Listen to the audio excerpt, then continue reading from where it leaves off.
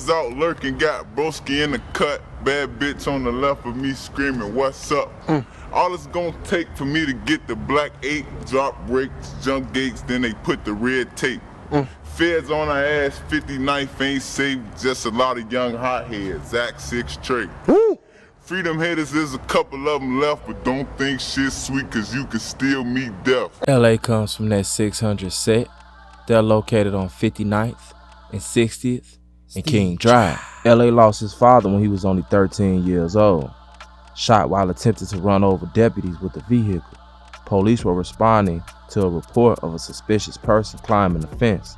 When the deputies approached the man in his car and ordered him to get out, he drove towards one of the deputies. The death of LA's father really altered his life. Before that, he had been in Atlanta 5 years, was flourishing on the football field and going to school with people like Lil Yachty and Lil Wayne's daughter, Reginae. At that time, the streets were the last thing on his mind.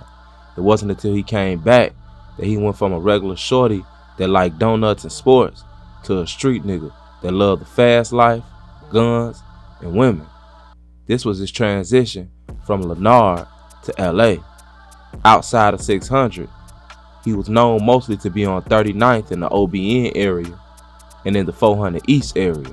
Gotta get this bread for my new boy. LA, I'm a fucking monster with some rock soul. You hear me? Hey, look out for my new shit, man. This shit coming soon, man. You hear me? That new Capo Future everything shit, man. Get him on camera. You hear me? You hear me? You hear me? Man, what? Stop trying to get famous off. Man, what? Get him on the camera. Man, we is out here showing you know how we rockin', man. Boss Lady live, fun, sweet, man. That why, that is, you know how rockin'. That why. You hear me? Get just on that. Get just on that. Get Lou Al Dang out here, shawty. We got Lou Al Dang out here, shawty, right here, man. You hear me, man? He got the Bulls joint on. He spread the red. Let me see that light, man. Let me see that light. He getting his, block to O block, man. Get see that. Bang. Shot. 22 shots. One face out. You know how I rock. Y'all goof ass out here. You got something to say to the camera, shawty? Fans watching.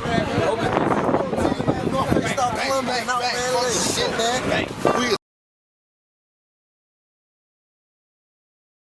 Hey, OBG 600, man. Ain't know how we rockin' bang bang that 2-2. Yeah, we don't give a fucks, man. That's slow. Yeah, O block, you know we rock. We go 3 times bang bang. Fuck Bitch, we getting that.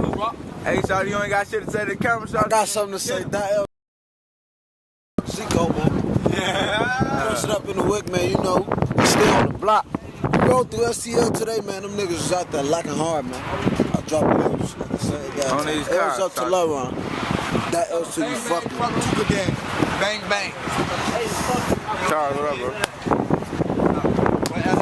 Here I go right here. When LA was alive, 600 was clouded up and was considered by far one of the most dangerous sets in Chicago. They had sort of a street all-star team, if you will, but they also had the music side as well.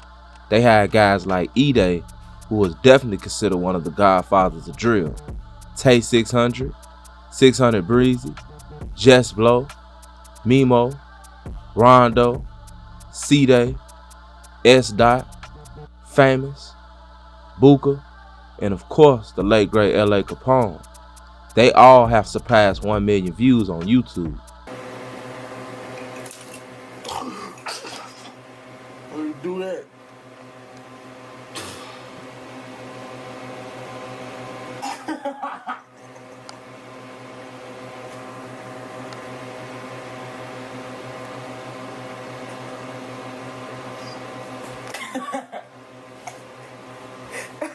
Don't do that shit to me, boy.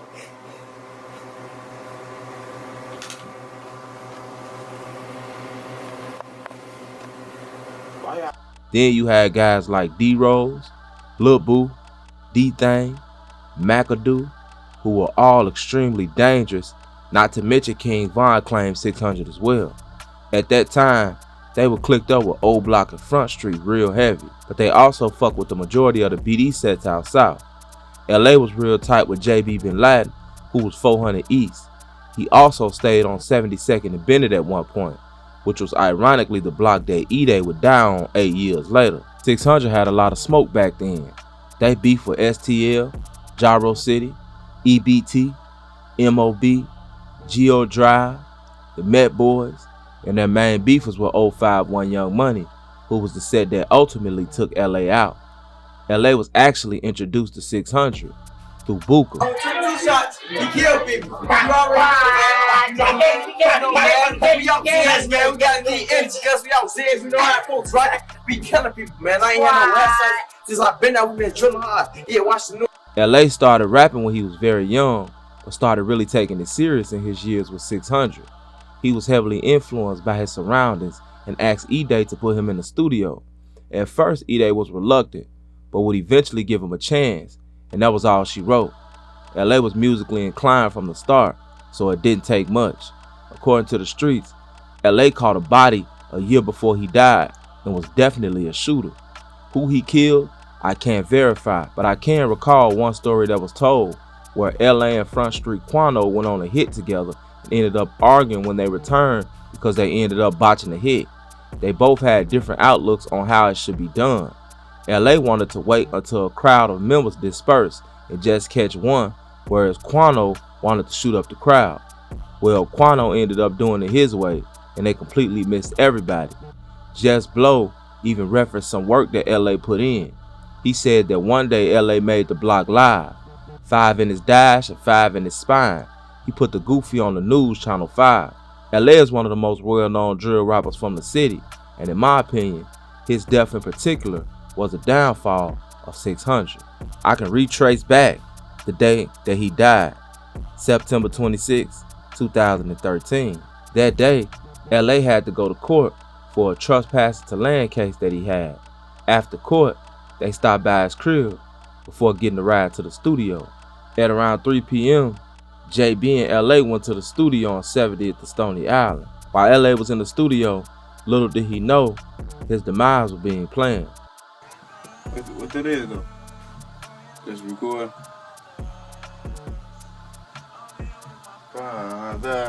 This gonna be a hit song, man.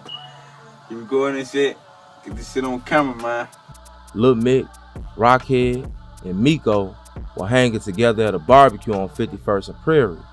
Rockhead received a phone call from 757 Hard Knock telling him that LA was at the studio dissing 051 Young Money in his song.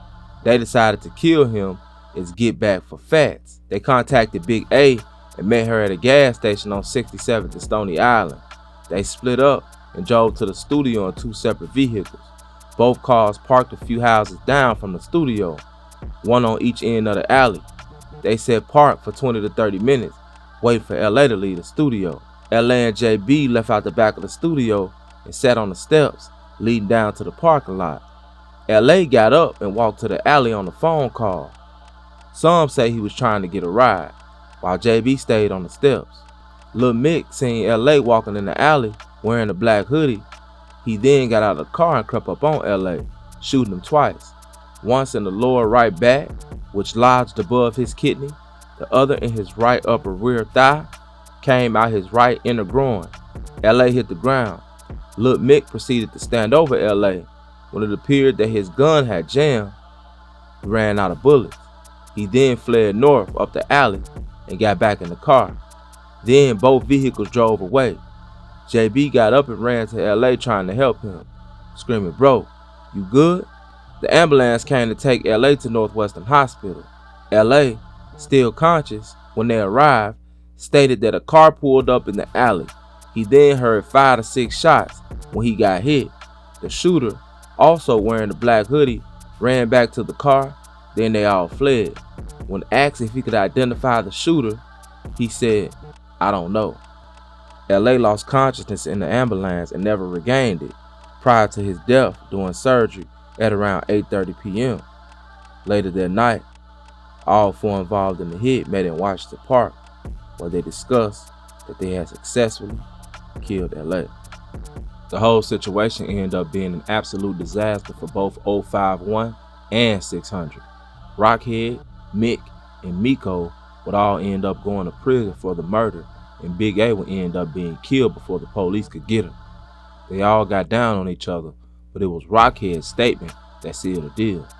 After the death of LA, 600 started receiving bad news after bad news, till they ended up completely separated, dead, or in jail, with their set being completely depleted. And I think that what we can learn from the story of LA Capone is this. The hardest thing to do is fight a war in your own community. There's too many ways to meet your demise. A war in your own city means everywhere you go, you have to be on point, because any slip, and it's over. And you never know who knows who. LA had no idea who Hard Knock was, and that is what ultimately done it. There's also that element to where you can't possibly take your gun everywhere you go, but you need it everywhere you go. The police are just as ruthless as your ops. My question is, how long will we continue to fight this never-ending, useless battle of revenge and destruction? I don't know, but it's 2025, and it continues. So I say to the inner city youth out there, if you listening, and you don't remember nothing else I said, remember this. Break the cycle. Don't let the cycle break you. This has been another episode of Chiraq Street Legends. It's your boy, SNTV. I'm out.